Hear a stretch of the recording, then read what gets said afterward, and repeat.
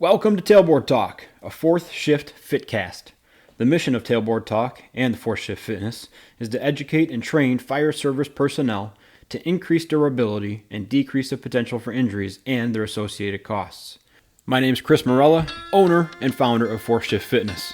I'll use my experience as a personal trainer, strength coach, and 15-year veteran of the fire service to deliver tips, tricks, lessons, and information specifically geared towards the health and wellness of firefighters and paramedics.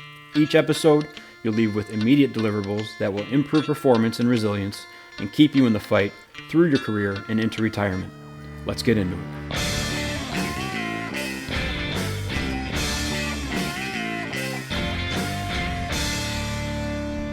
What's up, everyone? I'm Chris from Fourth Shift Fitness. Welcome to Tailboard Talk, and I'm out here in the garage. We just finished a garage gym workout. We got a pretty sweet setup out here. We moved a lot of stuff from the basement out here. Katie's working out again now. She's done with her 6 weeks after having Sawyer. She jumped right back in. We did a workout today that I was having trouble keeping up, and she was just laying it on me. So it was pretty awesome to see, and I'm glad she's jumped back in, and we're having a good time working out here in the garage while it's hot in Chicagoland. Very hot and very humid. Anyways, I wanted to be out here recording this one because I'm sweaty, I'm gross, so I'm staying in the garage. And also, I'm talking about squats, and I want to be able to look at the squat stuff we have out here, so it kind of jogs my memory while I'm talking about it, because we have a bunch of stuff. We have the barbell, we have the landmine, we have a safety squat bar now, we have a trap bar, which you can use for squats for sure. And we have like a TRX for assisted squats. And I've heard from a lot of people, and there's like dumbbells and kettlebells too, and a sandbag. So, I mean, all that stuff you can use for squats. And I'm bringing this up because I've heard several times over the years about how people either don't think they should squat or don't think they can squat or have been told not to squat.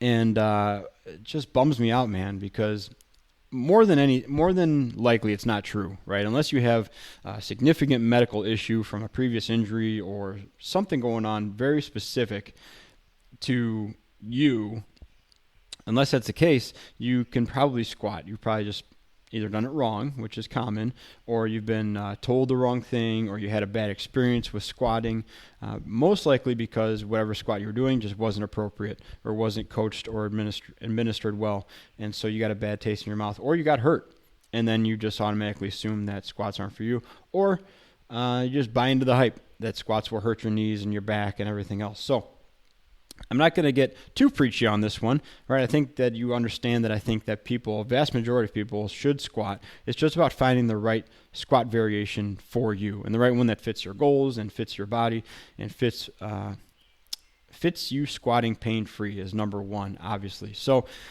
I'm going to run down just a quick list from, I would say, most difficult or most technically difficult to more user-friendly, and I don't want to get too in the weeds because there's so many squat variations. If you watch my social media or the videos I put up, I do a ton of the staggered squat stuff, or the rocket start, as Raf Ruiz calls it. I do a lot of asymmetrical squatting, and there's just a ton of variation in there. So I'm just going to go through some of the more common ones.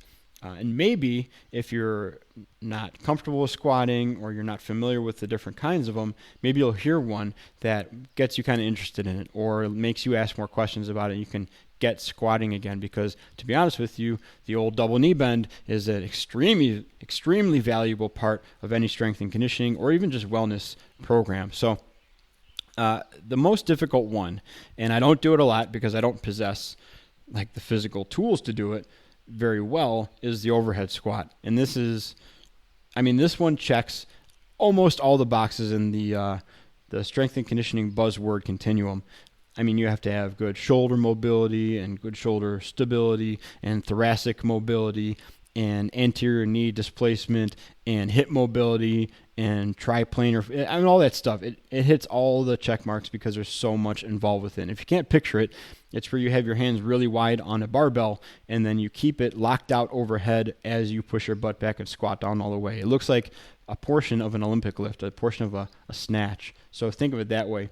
And it takes a lot, and it's very difficult. And a lot of people try it that probably shouldn't, and that may be why a lot of people have a bad taste in their mouth about squatting, because that is certainly not what I would call a typical squat. for the general population. It can be if you work at it, but it's just not one of the more easily coached and easily picked up ones. For that, I would go more towards just the regular barbell front and back squat. Those are very recognizable. While they can be complicated and can be intricate, it can just take a decent 4 to 5 real good cues to help someone do those squats well. And specifically for the front squat, it does take better T-spine extension. It does take better lat mobility. It does take a little bit better wrist flexibility, but there's ways to get around all that. There's variations of the front squat where you can adjust your arms and your posture to avoid those sticking points. But those are very valuable because you can lift a lot of weight, right? You can load up, which we know is good for strength and good for bone density and good for longevity and wellness. You can load up. It also stresses your back, which is good. I don't mean to say stress in like a bad way, but it exercises your back, which is good because it makes you resist letting the weight crush you to the ground like a diamond. And that's one of the best ways to train your back, is to fix it in place and apply leverage and then resist that leverage. And I suppose kind of as I'm saying, that's kind of the basis for all strength and conditioning, more or less. But those two squats do a great job in doing that. It does take a pretty good coach's eye to know when to stop at the bottom of a squat because we don't want to butt wink. We don't want to round your lower back at the bottom of the squat. What that indicates is that your hips have stopped moving, which should be the primary movers. Those in your knees, obviously, in the double knee bend in the squat. But it indicates that your hips have stopped moving and that your lower back is now moving instead of that. And your lower back, that's not its job, so it's pulling double duty. And that's why a lot of people have lower back pain when they squat, because they may go too low for their restrictions. That's another talk for another day. However, just keep an eye on that. If you're butt winking at the bottom, we need to take a look at what you're doing. It could be as easy as just fixing the width of your stance.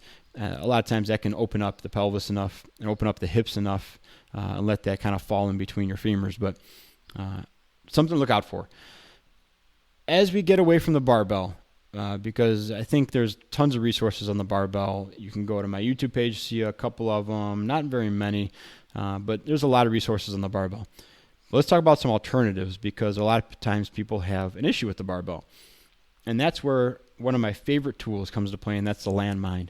And that's a landmine usually gets used in a variation of a goblet squat. A goblet squat is where you have one kettlebell or one dumbbell or one medium-sized dog or whatever you want to hold one of on your chest, kind of at your chest, both arms lock it in, both hands lock it in, and then that keeps the weight centered. It keeps it high on your chest, and then it keeps it in the front of you, which allows you to push your butt back to counterbalance that weight. So it lets you keep your posture very upright. It's a very good squat variation for people who need to kind of relearn the squat or get comfortable with it again.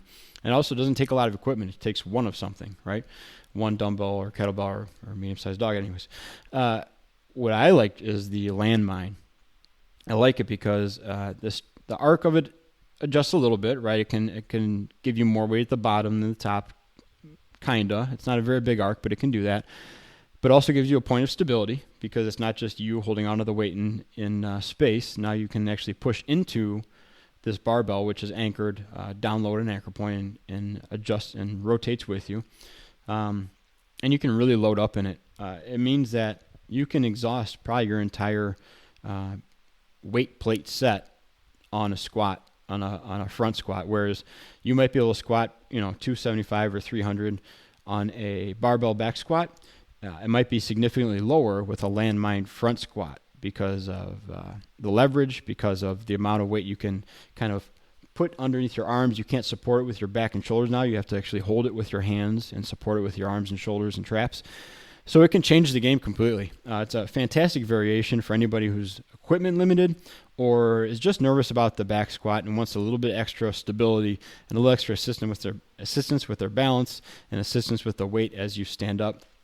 It's a fantastic variation. If you're nervous about back squatting or front squatting, start with a landmine front squat. It's a great tool. Can't speak enough about it. And if you follow my social media, you'll see that I use it frequently. Now, as we get away from the landmine, we can use a regular goblet squat. We can do a double dumbbell front squat. We can use the trap bar as a squat, right? Because that's one of the benefits of the trap bar is you're not locked into that traditional hinge position as you would with a straight bar for a deadlift.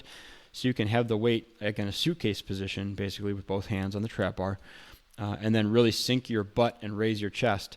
So that way you're in pretty much a squat position. And again, you can put a bunch of weight on that thing. It's fantastic. Getting away from the weights completely, we have a couple of variations of the body weight squat or the air squat, right? We can jump with it, we can jump and rotate with it, or we can just squat. If you need a little bit of indicator if you're doing it correctly or well, you can always put a chair behind you or a bench behind you or a medicine ball behind you and just kind of push your butt back until you feel a little bit of contact between your butt cheeks and that implement, and then get off it. What we don't want to do is sit down, rock back, then rock forward to get momentum to stand back up again. I'd like to see you keep engaged with those muscles and just kind of keep your chest up, sink your butt back, heavy heels, brush up against that thing, and then get out of it.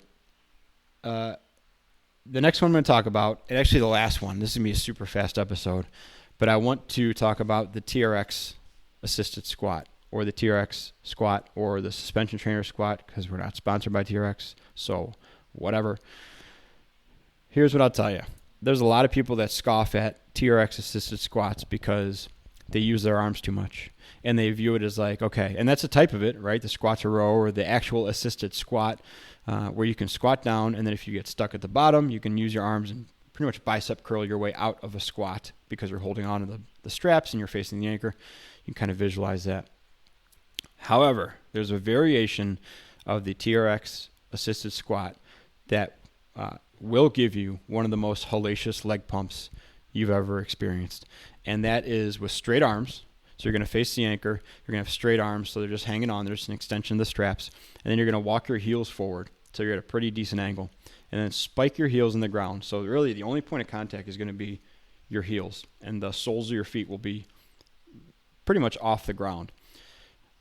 If you sink your hips back and sit down in that squat, that's going to create like a leg extension or almost a leg press type of movement, because your spine is unloaded and it's all hips, it's all hamstrings, and it's all quads, and you can rep out a handful of those things and immediately start feeling a good pump. If you set the timer for 30 seconds or you decide you're going to do 50 of them, get ready, man, because it is going to be surprising. For something that's called an assisted squat, you think it'd be a regression, but you can really dig into this. You can really burn out your legs with that squat variation, and I highly suggest that if you have a TRX or a suspension trainer, if you haven't tried that and you're looking for just a finisher or something to get a pump for the day because you're just only doing one or two things, try that out. Let me know how it goes. It's something that surprised me. I didn't expect it to be that terrible, but you can burn yourself out on a TRX assisted squat if you position yourself correctly and make it all legs, no arms, all legs. So that's my challenge. Try that out. Let me know how it goes. This was just a quick episode today. We've been doing a lot of squats in the garage, and it really, like I said, it bugs me when people say they can't squat or they've been told not to squat. It might be valid, right? It might be true for some very specific individual cases, but a lot of times, man, it's just because people aren't exposed to the right way to squat in general, or exposed to a variation that works for them. So hopefully, if you know somebody that's resistant to do it, if you send them this episode and just let them know there's more than one way to skin that cat. There's more than one way to do it. There's got to be a way that can be done successfully so they can get the benefits of it. That's what we're really going for. We want the benefits without the pain. So if you have any questions, you know where to find me on social media at Fourth Shift Fitness, fourthshiftfit@gmail.com, Fourth Shift Fitness on social media and YouTube. What else, guys? I don't know. Stickers, shirts still available. Go pick some up. Those are pretty awesome. Always feel free to reach out. If you need anything, go back in the past episodes. We cover a pretty wide range of topics on this Fitcast, the Tailboard Talk Fitcast. So if you have questions about anything, if you want me to talk about anything, if you want to talk about anything, give me a shout. I'd love to hear from you. Otherwise, talk to you soon and be a four shifter.